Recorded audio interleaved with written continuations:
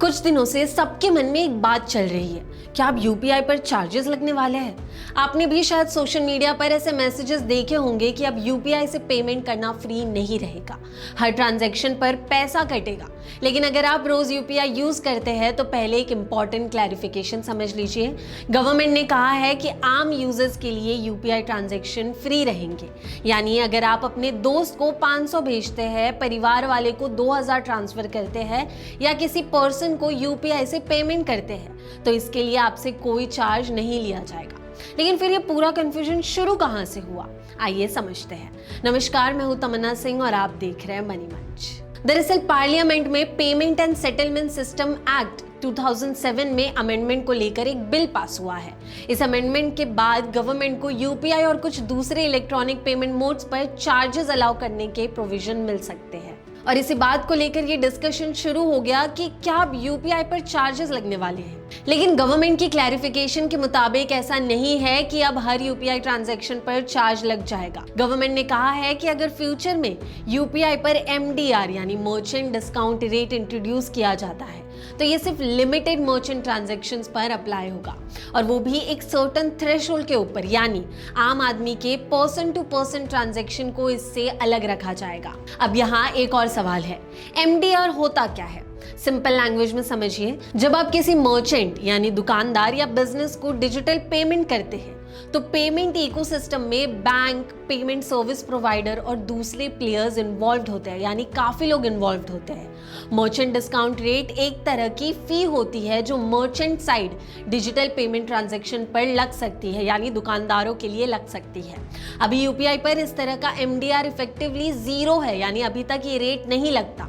और गवर्नमेंट ने कहा है कि आम कंज्यूमर्स और स्मॉल मर्चेंट्स को फ्री यूपीआई का बेनिफिट मिलता रहेगा, यानी जो छोटे मोटे दुकानदार हैं उन पे ये ज्यादा असर नहीं करेगा। लेकिन गवर्नमेंट फ्यूचर में एमडीआर की पॉसिबिलिटी की बात क्यों कर रही है? इसका रीजन है यूपीआई का स्केल।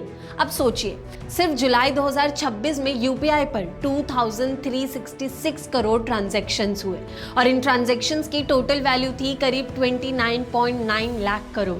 मतलब यूपीआई अब सिर्फ एक पेमेंट ऑप्शन नहीं रहा, ये भारत के डिजिटल इकोनॉमी का एक बड़ा इंफ्रास्ट्रक्चर बन चुका है। और इतने बड़े सिस्टम को कंटिन्यूसली अपग्रेड करने के लिए साइबर सिक्योरिटी पर खर्चा होता है, फ्रॉड प्रिवेंशन सिस्टम को स्ट्रेंथन करना पड़ता है, यानी कोई फ्रॉड ना हो जाए उसका ख्याल रखना पड़ता है, सर्वर्स और इंफ्रास्ट्रक्चर को अपग्रेड करना पड़ता है और नए यूजर्स और नए मार्केट तक यूपीआई को पहुंचाना पड़ता है।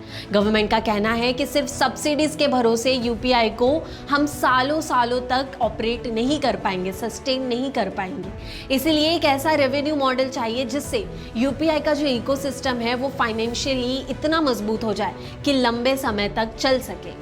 और यहाँ गवर्नमेंट एक और रीजन दे रही है, कंपटीशन।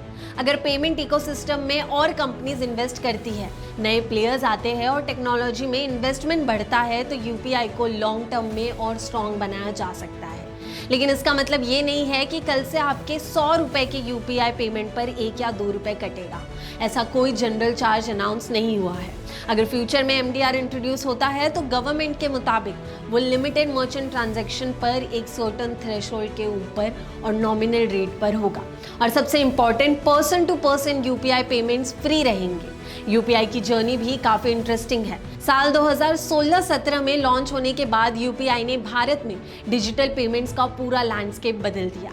आज यूपीआई 11 फॉरेन देशों में भी लाइव है और गवर्नमेंट का कहना है कि भारत का ये पेमेंट सिस्टम आगे भी अफोर्डेबल, सिक्योर और इंक्लूसिव बना रहेगा।